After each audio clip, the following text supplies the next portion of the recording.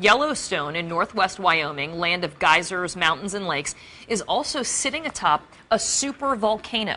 And it just took what scientists describe as a deep breath, causing miles of ground to rise dramatically. So what does this mean? Well, joining us right now is Michio Kaku. He is a physics professor at the City University of New York and the author of the upcoming book, Physics of the Future. Thanks so much for joining us. Glad to be on. So the last time this happened was 640,000 years ago. We're due?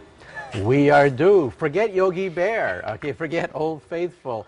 It's sitting on top of a sleeping giant. Now, if you're sleeping next to an 800-pound gorilla, you monitor every burp, every snore of this gigantic gorilla, because when it blows, it could destroy the United States as we know it. This is a pretty scary prospect. I want to just show people what we're talking about here when we talk about this super volcano, and we have a little thing to show you, a map with some of the details. So that's where it is. It's beneath Yellowstone. It's been there, as we know. I guess this has erupted 3 times in 2.1 million years. But what they're worried about is the fact that they say that the ground has started to swell in levels that they have not seen before, 10 inches in some places in the past year. What does that tell us? It tells us that there is activity in this supervolcano, which erupts roughly every 600 million years. And the last eruption was 640 million years ago. Oh, 640 million or 1,000? 1,000 years ago, I'm sorry, you're right. Because then we had some more time. Then we have some more time, right.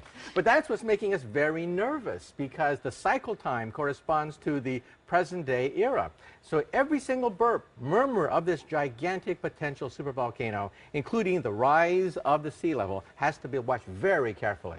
All right, so when we talk about this, and we have pictures, pictures of Mount St. Helen erupting back in 1980. Let's just show this right now. You say that an explosion with this supervolcano under Yellowstone, and there we're seeing the Mount St. Helens, would be 1,000 times bigger than this. What type of damage are we talking about here? We're talking about immediate damage out to 100 miles from the site. That is total devastation, basically wiping out everything in sight. However, the real damage goes out to 500 miles if you include volcanic ash, poisonous gases, death of wildlife and vegetation, and that's a ring about 1,000 miles across. That's the heartline of America.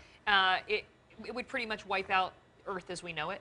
It would wipe out the United States as we know it. And again, we don't want to panic anybody. It could happen tomorrow, or it could happen 100,000 years from now. It's black magic trying to predict exactly when it's going to blow, but we do know one thing. One day, it will blow. So, and you say that something on this scale is what wiped out the dinosaurs? 65 million years ago, another supervolcano coincided with this meteor that hit Mexico, and we think it was a double whammy that knocked out the dinosaurs. So it's something that we take very seriously, but again, the cycle time is measured on the scale of hundreds of thousands of years. Would there be anything we could do to prepare or to get people out? I mean, how much of a warning might we get with this eruption?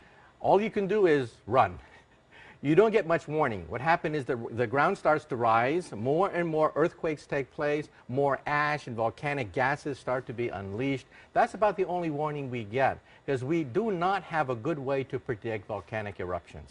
Are we getting a better way to do it, or are we just at the mercy of Mother Nature? We're still clueless. We're still monitoring it very carefully, looking for the warning signs. That's why this sudden rise in the Earth, even though it's not immediately dangerous, is being looked at very carefully, because we have no experience with supervolcanoes. We've seen Mount St. Helens, we've seen Krakatoa, but a supervolcano erupting in our lifetime, we have no understanding of the scope of that thing. We just see the evidence of previous eruptions. It's amazing. So you say it could be tomorrow, it could be in 100,000 years, but it's under there. It's there, and it will happen. At one point, it will destroy North America as we know it.